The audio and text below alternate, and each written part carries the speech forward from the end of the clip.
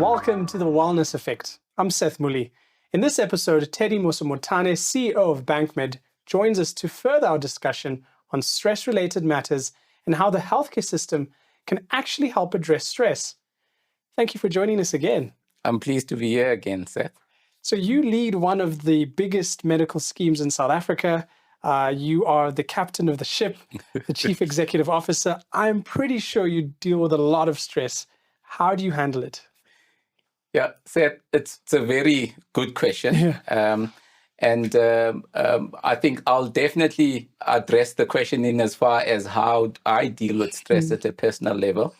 But given the importance and the factor that is played by us being in a working environment plays in our everyday lives, it's important for me to touch on what would be helpful in coping with stress, both at an organizational level, and after that, I'll touch on how I deal with stress. Amazing. Now, at Bankmed, I happen to be fortunate in that I'm surrounded by an exceptional group of colleagues. I also have a very engaged board of trustees to whom it is important for us to really look after ourselves. And this is important to mention in that in our leadership roles as leaders of our different organizations, we must be aware of the role that we can play to really alleviate the stress, for our colleagues and those that report, into us. And the point I'm registering in that regard is the role that we can play at an organizational level to create the right environment.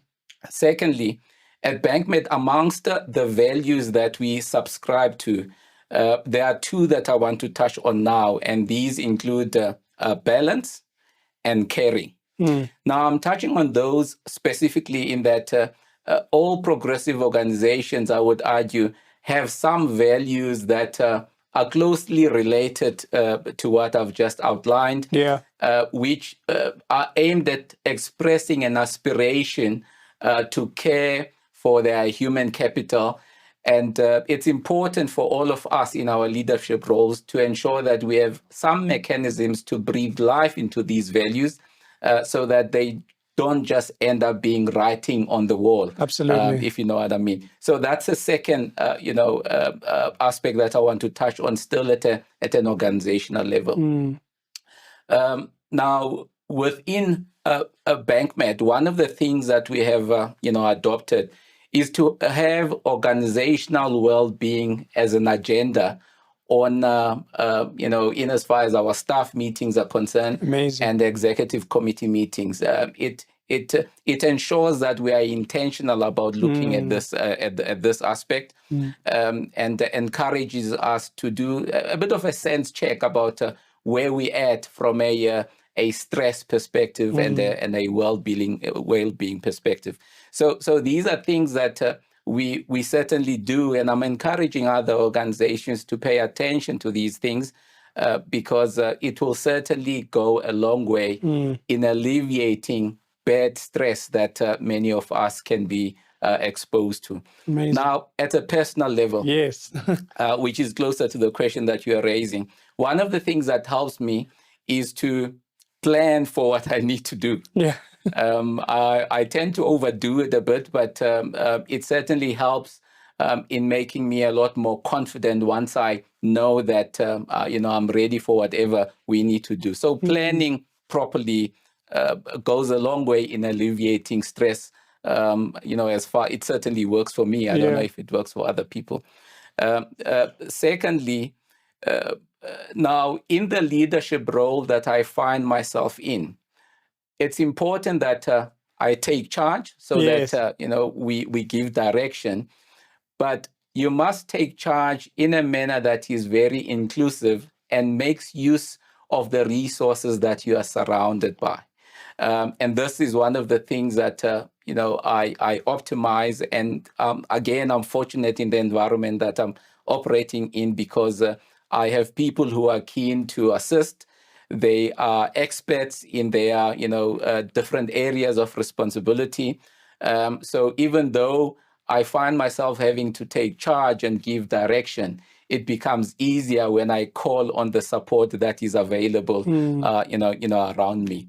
Another measure that I employ is to take regular breaks. Nice. I must confess, sometimes I do forget, and I even forget to eat at times. Sure. Once you get into your study, you get on with whatever you need to do. You forget to eat, and if you are surrounded by colleagues who care, they will sometimes insist that you take a break, and that is a good thing. But it's important for all of us to internalize these habits and behaviors that ensure that we don't become subjects of very bad stress.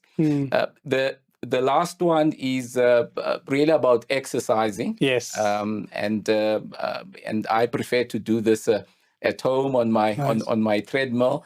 My wife, on the other hand, prefers to walk around the community, and sometimes I do join her.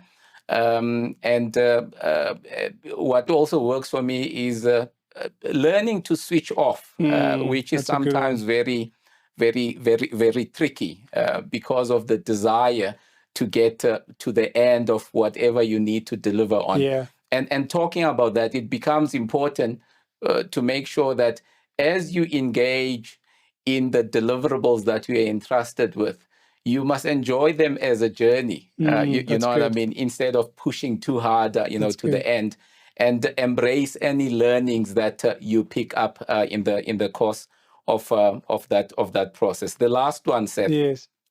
Now, at Bankmed, we also have access to a range of assessment tools that I encourage individuals to optimize, because they just give you a sense of how you're dealing with stress, and what's even more important, to the extent that the outcome of your participation in those kind of assessments advises you and gives you insights on interventions that you must embrace. You must be honest and diligent in doing that, because you will be doing yourself a disservice if you don't do that. So that's how I cope with stress. That's brilliant. I think we could take a lot from that. Yeah. And I like what you mentioned around environment, that Yes. Creating an environment within your teams, within your organizations that supports stress management. You talked about how in your exco team, in your leadership structure, there's check-ins just to get a temperature check of where people are at. And then the care element. How do you create wellness as a value? You mentioned for Bankmed, it's an inherent value of your organization. Maybe take us through the steps that led you to prioritizing it as a value. Yeah, so we have realized that the only way we can deliver the product that we have to deliver as a medical scheme, it has to be delivered with care to start off with. And if care and love for each other is not something that is embraced internally, it will manifest and it will come through in how we engage those members to whom we must demonstrate care. Brilliant. So it's partly for that reason that it becomes critical for us to internalize that, so that it also manifests in how we deliver value, to our members. And the long and short of what I'm saying is that, being a partner in health and wellness, you are not likely to succeed if you do not commit to delivering what you have to offer with care. And that's how we came to embracing it as something that we need to internalize. So in previous episodes, we talked about what's good about stress and what's bad about stress, but what's your take on the matter? Yes. Now, I would venture and associate good stress with drive. I like that. And we all need this to get going and achieve what we have been entrusted with. And I think we must make the most of that. And I think clinicians would probably give you a better description of of the difference. But from where I'm sitting, I'm seeing it as a drive, as appreciating the need for you to wake up in the morning and get going with what you have been entrusted with as the responsibilities. So I would strongly associate with that good stress with the drive. And there's a level at which it probably starts becoming overwhelming, and that's the stress with negative connotations that makes it important for us to focus on the well-being of our colleagues, and the human capital in the organizations that we're entrusted with. I like how you mentioned the balance between drive and overwhelm. Yes. And I think that's a good way to assess where you're at in your stress level. I agree. Are you fully overwhelmed, or is there an innate desire to drive results? Brilliant. Yeah. Now, and I alluded to this earlier on, these assessments that we have access to from a Bankmed perspective, they ask you questions in a manner that will enable to really reveal the extent to which you have good stress and and the drive under control, and the extent to which you may be overwhelmed, in which case there's some interventions that you have to give consideration to. And this is where the usefulness of these tools that are available to us, all these tools are available to us. And I would really encourage, our members and citizens in general to take advantage of these opportunities that are at our fingertips, which may not have been there, many years ago. You've alluded to these tools and benefits that you offer members to assess their mental health well-being. Do you want to add on to other tools that you might offer your members that allows them to assess where they're at and become better? Seth, if our members go to our website, and in this instance, we really encourage them, to do that, they will have access to a range of, assessments.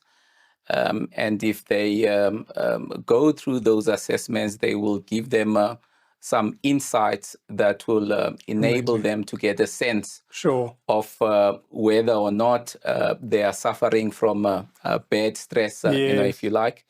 And there's also on referrals to GPs in instances where we pick up that some of them may be at risk. So these are some of the tools that are available to our members. Now, there are broadly three types of assessments. Include psychological well-being assessment, social support assessment, and stressor assessment. And it's a very good combination.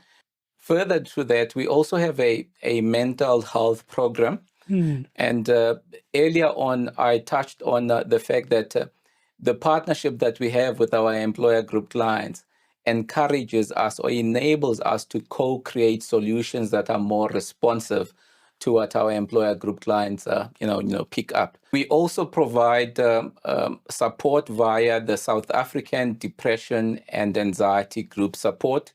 And there is ongoing interaction with these, entities to ensure that the support that we make available to our members is holistic and optimizes external support from other service providers that help us achieve the same objectives in this specific regard. So we're quite excited about the fact that our members have access to these kind of benefits. They tend to be unique to some, extent in the Bankmed environment. And as I said earlier on, they are informed by input that we pick up from our employer group clients. And our website will also give you the number, through which you can contact SADC. Thank you, Teddy. I've really learned a lot around the offerings that Bankmed has for its members, but ultimately that wellness is at the core of who you are as an organization, but also the products that you have. So thank you for enlightening us and also the audience and sharing tools that are available for your members. Absolute pleasure, Seth. Thank you. Next week on The Wellness Effect, we look at staff wellness and how important staff wellness is to an employer's bottom line. Bankmed, the medical scheme of choice for the financial services industry. The Wellness Effect is proudly brought to you by Bankmed, yours in good health.